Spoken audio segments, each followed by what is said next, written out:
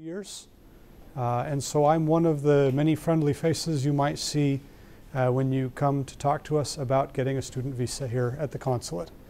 I want to welcome the people who are joining us online today. We have people on, I believe, Facebook and several other platforms. We welcome you. We hope that you'll take a moment and post questions in the comments.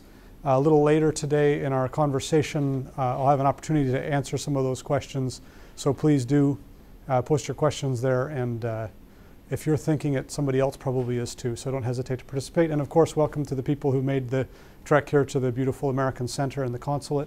And thanks to the folks at the U.S.-India Educational Foundation who are hosting me today to get to talk about this. We're going to talk real quick about the wonderful relationship that exists between India and the United States in terms of student travel. There are more than 1 million international students in the United States, and 1 out of every 6 is from India. That's a remarkable link that we have. There are 3 different groups of people. This is the way we see them as consular officers behind the window. We see our traditional students, F1 students. These are bachelor's and master's program students, also associate's degrees, PhD students who are traveling for a traditional accredited program. We have M1s. These are vocational programs for skilled professions such as pilots, other vocational programs. And then we have student exchanges, which are a broad category of student travelers, often doing work and studies in the United States that support their education here in India. So there's a broad set of categories available to further your education. In order to do that, what we're going to talk about today, and what I do, is the issuance of student visas. But as you undoubtedly know, the process of studying in the United States is much more involved than that. It's much longer. Getting your visa is just one step on that path.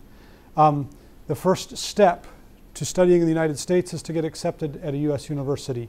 Keep in mind that the F1 visa is specific to the university. So when you come to talk to us about your application, we're going to ask you specifically about the university that you're going to and why you chose it.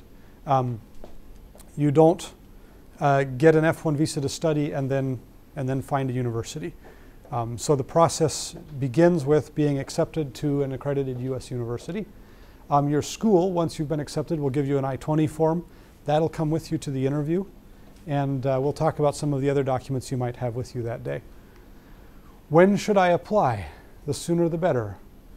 Once you have your I-20, that's a good time to think about applying. Of course, we aren't going to give you your visa too far ahead of your travel, and you can't enter the United States more than 30 days before you start your studies. But as soon as you have an I-20 for the school that you want to attend in hand, you should be looking at your interview. You should do that as quickly as possible. We like to process visas as quickly as we can, often in 2 to 3 days. However, there are things beyond our control, there are things beyond your control. Please give yourself time, because occasionally visa processing does take longer than that. This is the process. You go to the website. All of you have done this before. This is fun to me, because for my generation, being told how to apply to college online would have been a useful presentation. But I'm going to assume everybody here has been on the internet and knows how to fill out an application form online. There are some fees that you need to pay. You can pay the visa application fee itself using electronic funds transfer. You can also, you'll also need to pay a SEVIS fee at some point. That's your student status fee. There are 2 appointments then that you need to make. One is to visit the Visa Application Center, which is not far from the Consulate here in Chennai. They'll help you finalize your application, make sure that your biometrics are in order, and then you'll come here to the Consulate to meet with one of my colleagues. You'll also need to pay your SEVIS fee. You should do this before your interview. You go to fmjfee.com. If you need to remember that, these are the 3 visa classes right here, F, M, and J. You'll enter your SEVIS number that was on your I-20 from your school. You'll pay the fee, and then you'll bring the receipt with you to the interview. So far we've talked about 3 documents. We've talked about an application, your DS-160. We've talked about the I-20 that's issued by the school, and we've talked about the receipt for your SEVIS payment. Those are the three key documents when you think about applying for a visa. There are a lot of other things that you might think about at some point in this process. The other ones are not so much required as maybe helpful in preparing and for your interview. But those are the three that we might ask to see at your appointment. Finally, you're going to go to the Visa Application Center. Don't go too early. We like to keep people moving through. The process of the Visa Application Center is very quick. I know some people are nervous about it. They want to get there 2 hours early, stand in line. There's no reason to do that. We don't want you to pass out in the heat. We want you to walk in, get through the process, walk out, and be ready to come to your appointment at the consulate. So these are the required documents. Your letter of appointment. This is printed out after you fill out your DS-160 application online. I'm sorry, that's the barcode page of the visa application form. Your passport itself and your SEVIS receipt. And then I mentioned the I-20. If you're applying for a J1 exchange, then it's a DS-2019 form. Very similar to the I-20 though in terms of its function. So it's a simple set of documents. We don't need all of your academic history, although those are things that some people bring with them. On the day of the interview, come on time. Don't come 2 hours early. You may have noticed outside we don't have a lot of seating. We don't have the facilities to support large crowds of people. And we do make every effort to schedule smoothly so that you can virtually walk up to the consulate, join the line for your time, walk in, clear through our security process, come in, join the queue for an interview, and we hopefully have you out fairly quickly. We don't like keeping you standing around, and we don't like to stand around ourselves. So if you arrive just on time, you will get in the building. You're not going to be, pushed to the back and told to wait until the afternoon because you didn't come on time. We work very hard to make this flow as smooth as possible for everybody who's accessing the building. There is no place to store your prohibited items. There's a list of those in your appointment letter. You'll get an email from us that says exactly what you can and can't bring into the building. I joke about my generation not being totally comfortable filling out forms on the internet. The flip side of that is that maybe your generation isn't totally comfortable being without your cell phone for a couple of hours. It's okay. You can let go of it. If you've traveled from another city, lock it in the hotel safe. Leave it with a friend, a family member. Don't bring it to the building. No matter how nicely you ask, we just won't let it come in. So just leave that stuff at home. You'll live. It'll be fine. There's things to read on the walls. There's things to keep you entertained there. You're not going to be allowed to bring in a bulky backpack. You're not going to be allowed to bring in electronics. You will be allowed to bring in a folder with your documents, of course. So please feel free. We also won't allow you to bring in your family members. I'm sorry. We can only accommodate so many people a day, so if you want everybody to make a family trip, everybody else is going to wait outside. Okay? In the lobby, we'll check your fingerprints again. It's a quick process, and then you'll be sent forward to meet with one of my colleagues. And I bet that's what our questions are going to be about today. Again, I want to remind our friends who are with us online that you'll have the opportunity here to ask questions if you post them in the comments. Some of my colleagues are tracking those, and we'll be able to take a few of them in just a minute or two. The interview. I'll even pause as we do this slide so that we have a chance to take one or two questions about the interview. A lot of people are nervous about this. A lot of people go online and they do extra homework and they read about other people's experiences in the interview. I go on and I read those too. They're fun. I keep trying to see if I can find myself on the website. The interview will be short. This is not a court hearing. It's going to be 2 to 3 minutes. We'll have your application in front of us. We'll have your I-20 in front of us. And then we're going to ask you a few short questions about your preparation. What am I looking for when I interview you for a student visa? I want to know a few things. First of all, I want to know that you've met the basic requirements, that you've paid a SEVIS fee, that you filled out the application completely and appropriately, that you have an appropriate I-20 from the school that's admitted you. Secondly, I want to know that you're actually prepared to engage in that program. I want you to be able to talk quickly about why you selected the program and how you prepared for it. Now keep in mind that I'm not as smart as you. So if you're going into a highly technical field, you're going to have to talk to me like you talked to your grandmother about it. You're going to have to be able to say, oh, this is my field, and in 10 words, this is what it does, and this is why it's exciting to me. I just want to know that you've thought about it and that you're prepared for it. I want to know that this is really what you intend to do, that your plan is to go and pursue a course of study in the United States for credit, and that the outcome you're looking for is training and education that's going to further your life's purpose somehow. It doesn't have to be in the same mold as everybody else. I have given visas to English majors and I've given visas to doctors. It's not that we're looking for a particular type of profession. We're not favoring one or the other. We're looking for somebody who has chosen a U.S. institution because of how that U.S. institution can enhance their education in one of several different ways. Now, I'm going to pause for a moment, and I want to invite you to ask whatever the burning question is you want to ask the adjudicating officer before you get there, keeping in mind that I'm not going to pre-adjudicate your visa. So don't ask me if this and this and this will I get a visa, because I won't answer that question. I'm really good at that. But please do. What are you concerned about? What are you worried about when you show up to talk to a visa officer? Anything? Everybody's got this in the bag. You're ready to go. Nothing. Okay. Yeah, there's a requirement where we have to show strong ties to come back to the home country. So, what kind of explanations are? Okay. How do you expect us to go over that?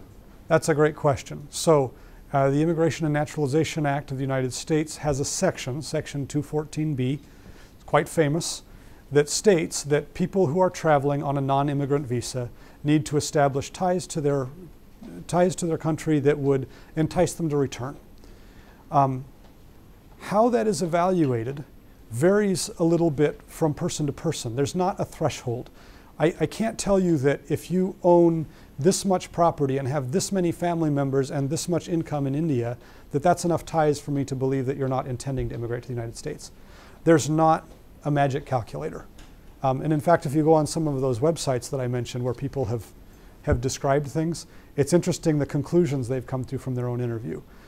The officer has been carefully trained to assess your ties based on what we refer to as the totality of facts or the totality of circumstances.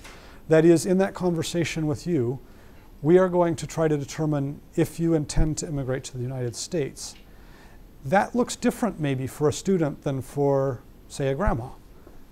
We don't expect someone who is applying to go do their bachelor's degree to already have a wife and 2 children and 4 crore of income and 16 acres of property. That's not the intent of that section of law.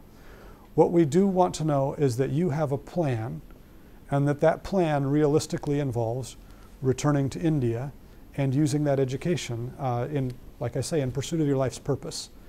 I use the term life's purpose, by the way. That's not a legal term. I use it because it's not just about getting a bigger salary. It's not that you have to show that your education in the US is going to result in a very high salary in India. It's that you have to show that this education is a natural and appropriate and well thought step on your path to your future life. So as a student, no, you don't have to get married and have children first in order to get a visa to the United States. You simply have to demonstrate that this course logically leads you to coming back to India at some point and resuming your residency here. Does that kind of help answer it? All right. The officer will help guide you through that. There's no trick questions. They'll ask you questions that prompt an open discussion. Be transparent. Do think ahead of time about what you might want to say about your chosen course of study, but be open and candid with the officer. I think we're pretty good at what we do. I'm not saying we never make mistakes, but I think generally, by the way, most students do get a visa. Most of the people who approach us at the window are successful. I can't give you specific numbers, but I can tell you it's not a gotcha thing. We're not out to try and trick you and tie your shoelaces together so that you fail to get a visa. We really do want you to go study in the US. So, other questions? Okay? Some of them are being stored up right now. I can sense it in the room, and you'll get another chance. These are the questions then. Are you a credible student? Do you have a plan to pay for these? And do you really intend to go to study? Is that your main purpose of traveling? A plan to pay for your studies means that you have funds secured for the first year of your education and a realistic plan for the remaining years. You don't have to have all of the money for all 4 years of your bachelor's or for both years of your master's, but you do need to have a realistic plan to pay for it. What might that include? Money from mom and dad? Probably. Loans? Probably. I don't know. It's going to vary from circumstance to circumstance. I realize that's a lot to ask. In full disclosure, not only am I currently a college student, surprise, I'm trying to finish an advanced degree right now on the side while I'm doing this, but also I have 3 children at the university this fall. So I am funding 3 full-time educations and funding my own education. I get what that means to have that together. It is a little bit of a burden to get over, but you need to be realistic about that. We don't want you to go to the US and fail because you can't make the second semester bill. We want you to be able to complete your education. So there are 3 possible outcomes. Those are them. These are they. One is that your visa is approved. It will take 3 to 5 days typically to get your passport back with your brand new red, white, and blue visa in it. One is that you're refused. And the other is that we have to do some administrative processing, which is additional processing. The first question that will come to your mind if that should happen to you is, how long will it take? We don't know because there are different types of administrative processing, and not all of that process is dependent on the officer who's standing in the window. So we don't always have a good answer to that. But we do make every effort, especially with our students, to get that processing done as quickly as possible and make sure that you're able to be there at school for your orientation day. How does it work? There's a slide. I don't really get this part. There are wonderful people who take care of all of this for me. The passports, they just disappear and everybody gets their passport, and it's a beautiful system, and wonderful people who manage it for us. If you receive notification, though, that you need to pick it up yourself, in other words, if you didn't pay the extra fees to get it delivered, you need to do that within 14 days at the center that you designated. This is that premium delivery for 500 rupees. You can have your passport delivered to you directly. Isn't that exciting to sit out and wait for the mailman? And then last but not least, there's contact information. I can see you all furiously scribbling this down. No, you know how to get a hold of us. So I think that's it for the slides. We're going to jump back now.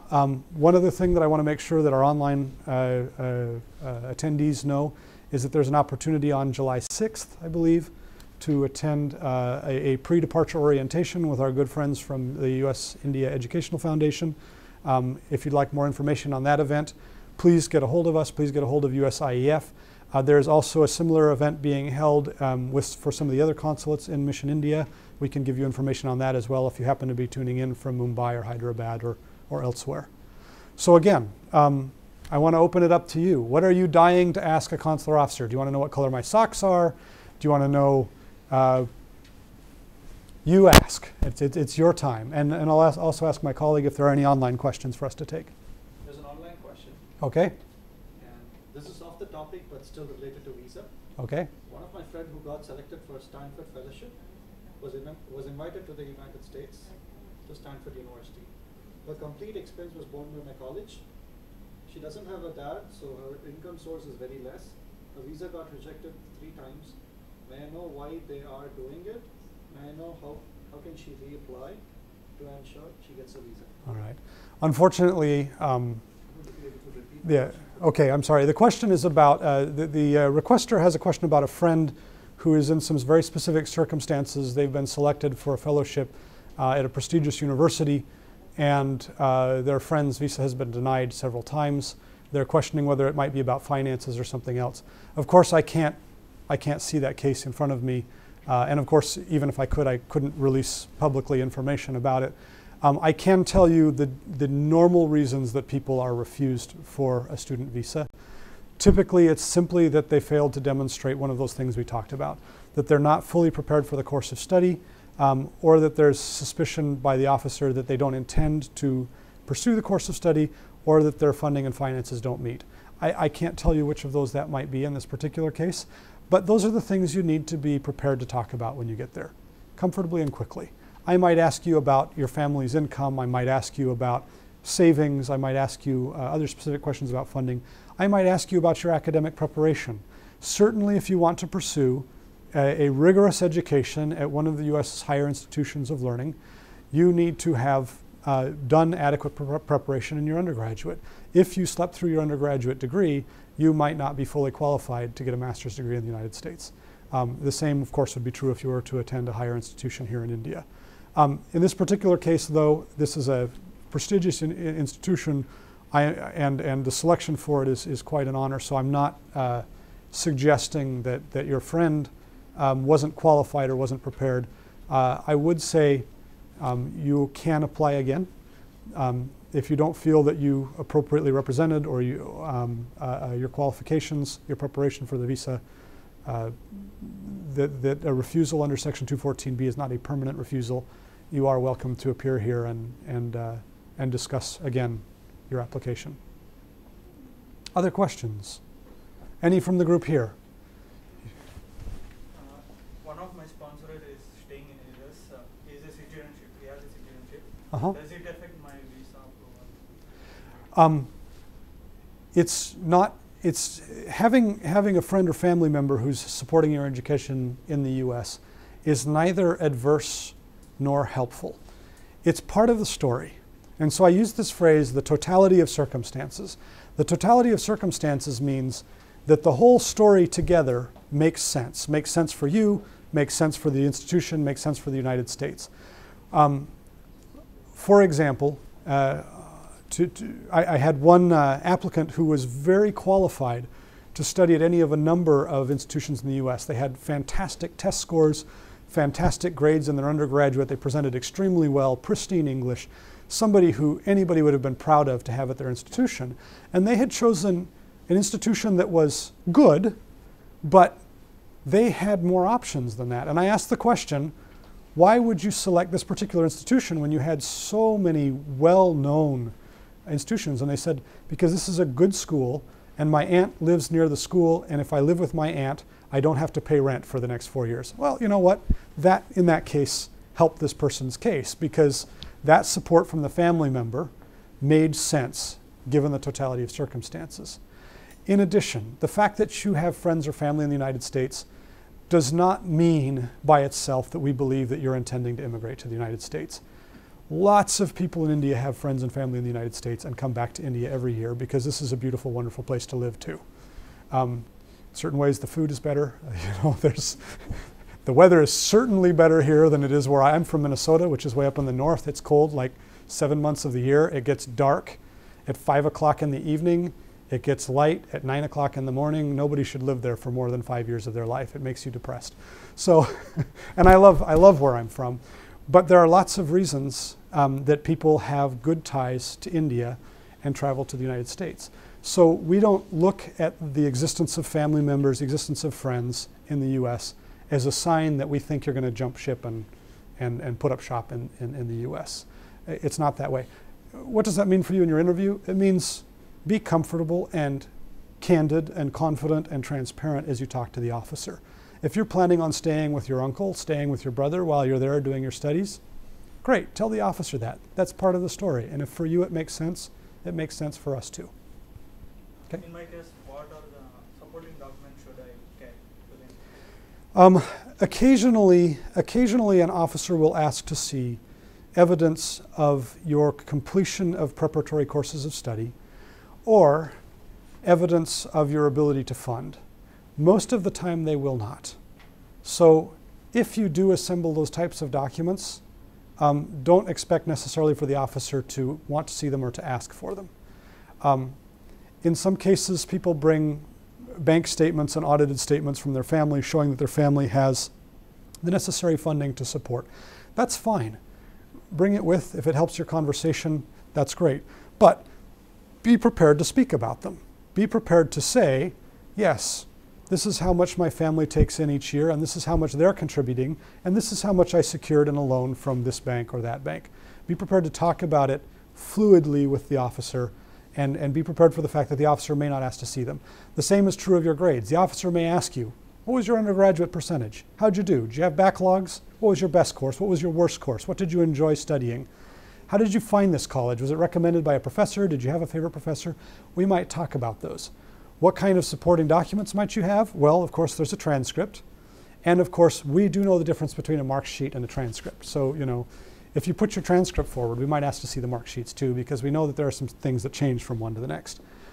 However, again, most of the time, I don't ask to see it. If you tell me I have an undergraduate in mathematics, I can ask you about 3 questions and I can figure out whether or not you really know math, right? It's not going to be that complicated for me, and I don't need to look at your math scores. I want to have a conversation with you. If you're going to study biotech, talk to me about biotech a little bit. Tell me about, you know, the new replacement arm for a robot that you're going to make, or whatever it is. I'm interested in that stuff. If you're going to study computer science, talk to me a little bit about cybersecurity or network administration or coding. Be ready to talk about those things, and that does more for me than showing me a stack of documents. Sometimes I tell applicants that I can't read. I think they know that I really can, but it's a joke. But I would prefer to have the conversation much. I'd much prefer that to actually looking at documents. Other questions? We have another question from the Okay. Hello, sir. I'm refused under Section 214B. I would love to apply again. What are the tips I need to prepare before I schedule a new one? I'm applying for the F1 visa. Okay. If you have been refused a visa under Section 214B, there are a number of reasons that might have happened that we talked about. There's the possibility, and I'm not admitting to this, but there's the possibility that we made a mistake. I hope not, but I'm going to believe that given the sheer number of students that we talk to, that occasionally we do, there's a possibility that it was an off day. Haven't you ever taken a test and walked away saying, I was better prepared for that test? That was not a good day for me. That happens in a visa interview too. We don't want it to feel like a test, but let's face it, you stood in line for a little while, you went through a lot of paperwork, you get to the front of the line, you start talking to the officer, he's especially good looking like me, and you choke. It's okay, come back and apply again. Do we know that you've previously been refused? Yes, we do. We can see it in there. Does that affect our decision? We try really hard to not let it affect our decision. I try very hard to have the full conversation with me before I go and look at that previous interview and ask any questions about it. Should you be ready to talk about it? Sure. Sometimes the officer might ask you, hey, what happened in the last interview? Be frank and candid, be brief, but say, you know what, I didn't get a chance to talk about this, or I failed to be able to explain this part of my funding. Openly with us. Do people get a visa on the second try or the third try? Yes, they do.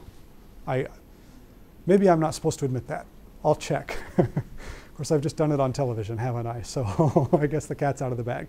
Yes, we do issue visas to people who had a bad first interview or didn't have their documents together the first time or whatever. There's no reason not to make a second attempt. On the other hand, if you know that you weren't fully prepared for the course of study, if your story doesn't make sense because you don't have it together yet, you don't fully have the funding together, you aren't fully prepared for the course of study, you didn't do that well in your undergraduate, and then maybe take some time and remediate those things before you come apply again. Maybe it's time to take an additional course, to brush up the English if you're not a native English speaker, to secure some additional lines of funding. Make sure you have things in order before you come and try again. It's not luck. Don't just keep coming and paying the fee and interviewing again and again and hoping that one of these times you'll get an officer who's having a bad day or a good day, and it's not about luck. I do have bad days and good days, but I'm pretty good at my job, and I try to not let it affect my decision with each person. And I think we do a good job at it. I think we're pretty fair. Did you have a question? No? Other questions? Sure. Yeah, I only recently graduated, like in May 2018. Mhm. So my current transcript doesn't have my final semester's record. So in that case, what do I submit as proof for completing my degree? What did you submit to gain admission to the university that you're going to? My transcript until the 7th semester, without the final semester. Okay, so you were admitted to your graduate program without a final transcript. Okay. The transcript with the final semester's record. Do you have an informal transcript from the online system I at have your a mark college? sheet, yes. I would bring that. And any officer there, by the way, I believe every officer on our line has at least a bachelor's degree, meaning that we've all been through the process. We know how that works. And all you have to do is explain it. Just say, here are my mark sheets for the first 50 semesters, and here's the grades for the last one. That won't be a problem. Would you be able to repeat the question for the online? I'm sorry. I need to remember to do that. The question was, what happens if I have not yet received my final mark sheet or my final transcript for my undergraduate program because I just finished the program? The answer is, bring what you have. If you have an informal mark sheet for the final semester, bring that and just explain it to the officer. We do not require you to have, especially for a recently completed program, we don't require you to have 100% of your official transcripts completed. So we want it to make sense. Other questions? Sure. So there's one more third category under administrative processing something. Under what circumstances would visa Oh. application be pushed into that? That's a wide, so Section 221G of the U.S. Immigration and Naturalization Act describes basically a complete application. And a complete application consists of all of the pieces, both from your side and from my side, needed to certify that you're qualified for the visa. Sometimes it's that you're missing a document or a piece of paper. Don't do that, by the way, because that could be the grounds for 214B refusal, but it could also be the grounds for this document needs to be revised or changed. If it is something that you need to do, if it's something that is dependent on you, the officer will provide that to you in writing at the interview. They will actually hand you a blue sheet of paper, the famous blue sheet, you may have heard of it, and it will say exactly what we would like you to provide. It may simply say administrative processing. That means it's on our end, and that could be any of a number of things. It could be a simple systems problems. There are mornings, by the way, one of you smart computer folks in here, we got to get you to fix our stuff, because there are mornings where it just isn't working right. Sometimes that's all 221G means, is we couldn't get the computer to work, so we made a note that you're qualified for the visa, but we have to finish making the computer work before we can issue it. Sometimes it's that simple, sometimes it's a little more intensive, but if it's something you should worry about, we'll tell you to worry about it. Okay? Yes, sir. Sir, you mentioned that 221G runs the gamut of the entire application. So one of my friends was issued 221G under TAL, Technology Alert List. Okay. So can you shed some light on that? There's no, 221G, like I say, covers this wide. I'd have to know about your friend's specific case, and I would have to understand what they were communicating. Were they asked for documents, or were they? Based on an area of interest, as in it Okay. fell under the Technology Alert List. And was this colleague from here, from the local area? Yeah. Okay. Here again, I can't speak to the specifics of any individual visa, and I can't speak to their circumstances. If their blue sheet asks them for additional documents or information, then She was asked to submit her resume and okay. Work details, but nothing more than that. That is something we occasionally ask for any of a number of possible reasons, but I can't give you any. I don't know the specifics. So, other questions? Is already having a visa, say like a B1, B2, somehow influence how you get your student visa? Probably, yes, I'll repeat the question. Does already having a B1, B2 influence your ability to get a student visa? Probably not. Certainly, if you are somebody with extensive prior travel, whether it's to the United States or anywhere else, that might speak to your ability to fund as well an education. But it neither helps nor hurts. And I'll explain why briefly. your ties to your country shift as you get older. If you were issued a B1, B2, for example, when you were 10 years old, your ties are probably mostly to your parents, and so we may have evaluated you based on your parents. I don't, when there is an 18-month-old child in my window, I don't grill them very hard, right? I tend to focus my questions on the parents more. As you get older, the burden to establish your ties and intent falls more squarely on you. So certainly with a bachelor's degree, for example, a visa that you got when you were 10, when you were 15, isn't going to affect very much my decision about you when you were 18, 19, 20, 21 years old. So I'd say it's a very, very minor part of the calculus. We have an online question. Okay. My college doesn't require SAT or TOEFL. Okay. I haven't taken either yet. Is it okay? It is. So the question is, if my college doesn't require SAT or TOEFL, or let's throw in any other standard exam, is that okay? That is okay. There are a wide number of accredited universities in the United States with different standards for admission, different criteria for admission based on the needs and purpose of their programs. Those are legitimate programs. If you have chosen a program that doesn't require an SAT, then you don't need an SAT score. One thing I would say, though, is that if you are going to the United States to study in one of our higher institutions and to spend a significant amount of money on it, because let's face it, these are pricey programs, you need to be able to talk about that. If you've chosen a program that is entirely non-selective, that's okay, but tell me why. Tell me why you want to go to this program. In the cases of schools requiring an SAT or an ACT score or a GRE score or a GMAT score, those are what I would refer to as a more traditional program, right? An accredited university using a standardized exam to invite people in. The process of explaining and assessing that might be a little bit simpler. You know, we have a conversation, if you come to my window and you say, I am going to Harvard. I scored a 750 on the GMAT. We're already establishing that you're probably prepared for the program. Why? Because you scored very high on a standard exam and you got accepted to a very prestigious university. For other programs, that conversation might be a little bit longer. I just need to know why you're doing it. There's nothing wrong with those programs, though. So many of those programs, for example, have relationships with other institutions. I have an immediate family member who did her first 2 years at a very inexpensive but reputable community college that didn't require those sorts of higher scores, and then transitioned those credits to another university in order to finish her 4-year degree. It's a completely credible, legitimate, respectable degree and a perfectly reasonable reason to want to study in the United States. Other questions? Nothing there. Any others here? We got two.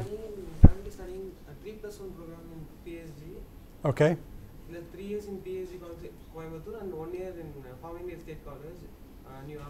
Okay. How should I explain that to the visa office? That's a good question. The question is, gentleman is doing a PhD, correct? PhD in BE Mechanical in Oh. PhD. Okay, so it's a combined program, a B mechanical and then a diploma. It's a 3+1. Okay. 2 years in India and 1 year. 1 year And one there. And then how do you explain that to the officer? We do have a number of people who are on these types of programs. There are really great institutions in the US who've partnered with a college or a university in India, and they transition people for 1 year or for 1 semester. We see those types of applications frequently. If you just state it up front, just say, my college has a relationship with this university. In many cases, those universities in the United States are the hidden gems of US education. They're these little secret, really good schools that maybe if you're not from that region, you haven't heard of. So it's possible that the adjudicating officer doesn't know the school you're going to, but they're still really good schools with really great niche programs. All you've got to do is say it right up front. Just present it and say, I'm 3/4 of the way through my BTech, and my school has an arrangement with this other school, and so I'm going to finalize it at our partner school, at the sister school. we issue those types of visas all the time, and we are proud to support that type of institutional relationship. So. I'm applying, I've already applied for chemical engineering program in one of the institutions in the USA. Okay. And chemical engineering is listed under TAL, that is technological alert list. All right. Will that take a toll on my visa? I can't speak to the specifics of your area of study. First of all, congratulations. That's a great field. I had a mentor many years ago when I was in college. At the time I was a music major, and I told him I was thinking about how I was going to take care of a family, and I wanted to switch to chemical engineering. And he looked at me and he shook his head and he said, "You know, I love you, but that's for really smart people." So I didn't do chemical engineering in the end because my friend didn't think I was smart enough. It's a great program. I'm going to give you the same advice, which is apply early, apply now. And just make sure that if there is any administrative processing, that it doesn't hinder your start date. I can't speak to whether there would be anything like that for your program, though. So you've already got the admission? Yes. Okay. So I just wanted to know if that will cause problem in the visa. Your chosen field of study is not going to prevent you from getting a visa, ever. So I guess in fact, that kind of ties back to this other question. Choose whatever you want to study, be passionate about it, and don't believe, so I have approved people going to study physical therapy. I have approved people going to study nuclear science. They both get a visa. It runs the gamut. There's not a prohibited field of study with these institutions. There's just different times in processing for different applications for a lot of different reasons. So apply early and you won't have an issue. Like she said, I have undergraduation in chemical engineering. Mm-hmm. And I want to get specialized in petrochemicals and petroleum engineering. Mm-hmm. Is it okay to change? I want to get specialized in chemical engineering is a wide field. I want to get specialized in a particular thing. That is actually a great story to tell an adjudicating officer. So my undergraduate degree is in Spanish literature. My graduate degree, which I'm almost done with, is in applied economics. So I'm going from a liberal arts degree to a very intensive math degree. I've had to do a little bit of remediation. For me, that would be a little tougher to explain to somebody. Well, how exactly are you smart enough to do this? Well, I'm not sure that I am. I'm going to try it anyway. In your case, that's a great reason to study. In fact, the natural progression of your education, going from a slightly broader topic like chemical engineering and then specializing in petrochemical as you get into the advanced degrees, that's a great story to talk to an officer about. Yes, sir. So I'm another chemical engineer. Okay, the room is full of chemical engineers. Now I'm starting to have a little inferiority complex here. So yeah, I got into a university. Mm-hmm. I received my I-20 just 2 days back. Okay. And the orientation is on August 30th. Okay. So I applied for my visa today. Okay. And the only available date was July 30th, which is a week before I depart. So I just want to know if there's any way that I can request for it to be preponed or something. Because someone had told me that there is a way that you can say that it's an emergency and I need to leave on this date. Okay, so the question is, I've already applied for or certain U.S. government interests. Unfortunately, we have more people who want visas than we have the bandwidth to fully process at any given moment. We are doing our best. Everybody on my team is aware of when the school year starts. And we are working our hardest to get everybody processed before their orientations start, before the school year starts. I wish I could promise more. I wish I had a way of pulling your visa out of the stack and saying, there, I'm going to do this. There's this nice guy at my presentation. I'm going to make sure that he gets taken care of and gets there. I wish I could do that. I would get in trouble for doing it. But I can assure you that there are people downstairs in this building right now who are stressed out trying to make sure that we get every single student who we can into the United States before their program starts. So fingers crossed, we're going to make it. So, and then you'll completely forget about me. My importance will evaporate because you'll have your visa in hand. You'll disappear. You'll never think of me again. Any others? So we have a question from online viewer. Okay. I was denied under 214B 6 times for F1 visa. What should I do next? Oh, here again. So the question is, I've been denied repeatedly under Section 214B. What's my next step? And you already know the answer that I'm going to give, which is that I can't get into the specifics of the case because I don't know them. I will say that if you're having that experience where repeatedly you're not successful in the visa application process, it may be time to step back and reevaluate your qualifications yourself for the visa and determine what it is you need to change, remediate, adjust, improve in order to fully qualify for it. We do want, I mean, let's be frank, not only do we want the wonderful ties that exist, but yes, US institutions and the US government want your money coming into the country too. That's realistic, right? I mean, we're all friends here. We've known each other for a good 30 minutes, so we'll be totally honest about it. It's not that we don't want you in the United States, but there is a very strict threshold. And so I would step back and look at those things that we talked about. Is your SEVIS paid? Are you adequately prepared for the course of study? Do you intend to study? Does that intent make sense? Do you intend to return to your country of residence at the conclusion of your course of study? And is your funding appropriate? Does it meet the requirement of having funds available for the first year and a plan to fund for the next 2 or 3 or 4 years until your program is complete? Evaluate those honestly with yourself. And see what you might need to patch up or fix before you come and apply again. Especially if you found yourself in that rare category of having been refused multiple times. Okay? There's another question. Another question. My orientation is coming soon. I'm unable to find the consular appointment soon. Earlier my interview date was in Hyderabad. Now I'm trying to reschedule one in Mumbai, as that's the earliest available date. Will the location affect my... Good question. The question is, I've previously tried to apply in one place. There's a long wait for an appointment. I found another consulate in India that has a shorter wait time.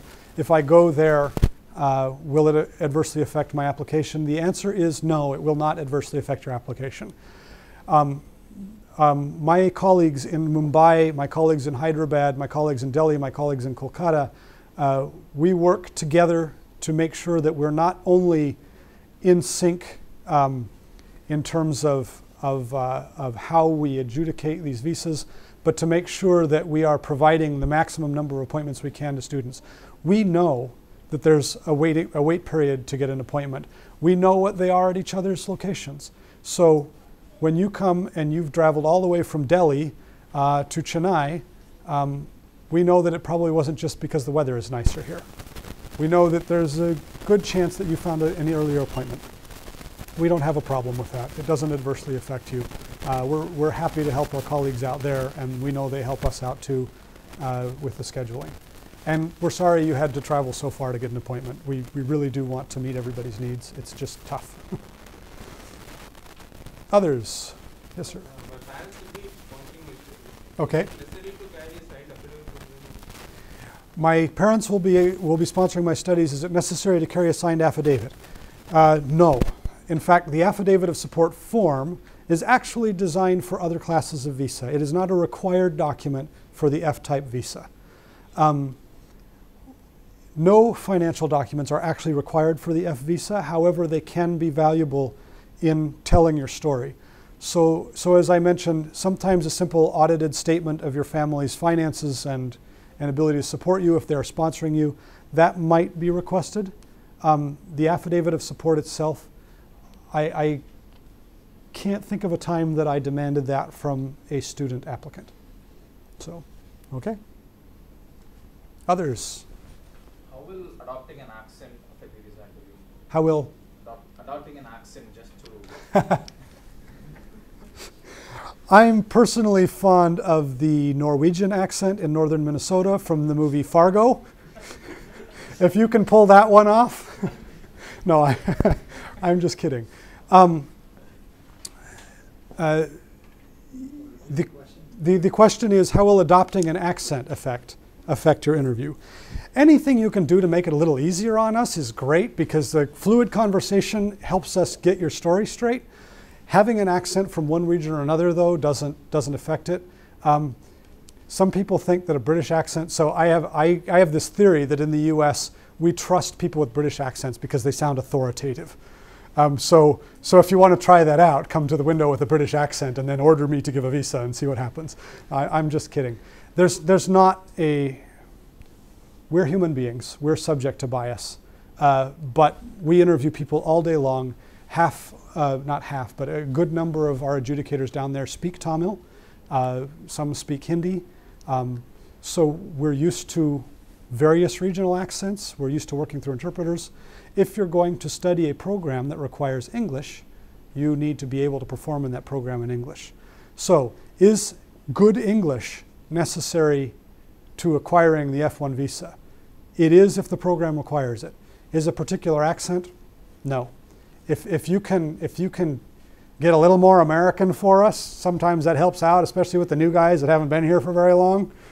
But I've been living here for 2 years. I shake my head like everybody else. So, so you should not pick up a false accent. I don't think that's necessary at all, no. But that's the best question I've had in all of these I've done, so thank you for asking it. I asked that because few people have been rejected for trying too hard. So, Okay. you know, I hope not. developing a fake accent which doesn't. Yeah. If we bust you on a fake accent, we're probably going to have questions. But we do know too, there's this meta level in this, right? We know that not only, we know that you're trying to accomplish something. We know that the you that presents itself initially in the window isn't necessarily the natural you, because neither of us is in our natural habitat right now. The human being's natural habitat is not one human on the side of a window from the other having a brief 3-minute conversation and determining your entire destiny in the course of your future. That's not a natural moment. So we know it's a little unnatural. And we know sometimes it's forced and sometimes it's stressed. And sometimes you want to cry and sometimes I want to cry. Sometimes I do, and that's just how life is a little bit. But relax a little bit. By the way, on those discussion boards online, people often talk about being confident as a student. That's true. I mean, you earned it. Walk up to the window and own it. It's not the confidence that gets you the visa. Just so we're clear, unearned confidence is not going to help you. If you were a terrible student and you were passed out for your entire 4 years, a little bit of arrogance at the window is not going to get you over that little shortcoming. But a little bit of confidence about who you are and what you've done to prepare when you walk up to the window does facilitate the conversation, because it gets you and I past that new, we've never met each other relationship and right into the, hey, we're friends, I know what color that guy's socks are. You know, we can have a conversation now. Not because you're arrogant, but because you know what you're there to talk about and you're ready for it. Any others? No more, okay, no more 214B questions. Okay, good, good. Can you reschedule an appointment? Is it possible to reschedule an appointment? If you miss an appointment? Not miss, in case your papers are not ready, you need to go on a later date. There is a process for that. I'm going to have to direct you to another office, though, if that happens, because I don't know that part of the, that's part of the magical thing that they do with the passports, where after you come to the window and I say approved, it just all, same thing with appointments. There are some people who support us in appointment scheduling, but I'd have to direct you to somebody else to know exactly how that works. No, Okay. Hopefully not, though. I mean, it's a big day. Afterwards, you're going to go out for ice cream. Swenson's across the street here. Get yourself a banana split. It's going to be a big day. All right. I'm going to cut off the questions now because I've been talking for so long that I'm going to say something embarrassing at some point, and I don't want it to be on camera. But I will hang out here for a few minutes afterwards. I do want to say to our friends on camera and around India or wherever you are, thank you for tuning in today. Don't forget there are some opportunities coming up for you to attend a pre-departure orientation with our good friends at USIEF, one here in Chennai on July 6th, a couple others with the other consulates. And don't forget to check us out online. Thank you very much for joining us. So.